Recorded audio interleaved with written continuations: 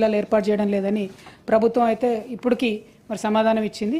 అయితే కొత్త మండలాలు ఏర్పాటు చేసే అవకాశం ఏమన్నా ఉందా అన్నది ఒక ప్రశ్న అధ్యక్ష.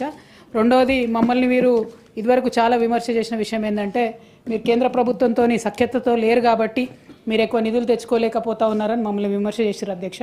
మరి గడిచిన సంవత్సర కాలంలో గౌరవ ముఖ్యమంత్రి గారు దాదాపు నెలకు 2-3 సార్లు ఢిల్లీకి పోయి కేంద్రంలో పెద్దలందరినీ మంత్రులందరినీ కూడా కలిసి వచ్చినారు. మరి ప్రతి జిల్లాకు రావాల్సినటువంటి నవోదయ పాఠశాలలు తెచ్చుకున్నారా? లెఫ్ట్ వింగ్ ఎక్స్ట్రీమిస్ట్ జిల్లాల కింద మన జిల్లాలు చాలా ఎక్కువ ఉన్నాయి, వాటిని ఎన్నింటినీ రికగ్నైజ్ చేస్తున్నారు.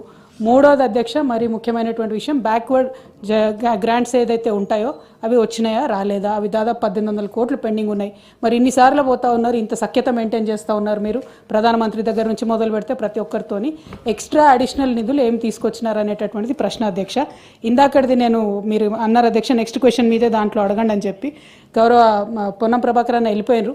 కానీ ఆయన మాట్లాడుకుంటూ ఒక మాట అన్నారు అధ్యక్ష, మేము చనిపోలేదు పిల్లలు అది ఇది అని చెప్పడం జరిగినారు అధ్యక్ష. 53 మంది పిల్లలు చనిపోయినారు అనేటటువంటిది వాస్తవం అధ్యక్ష.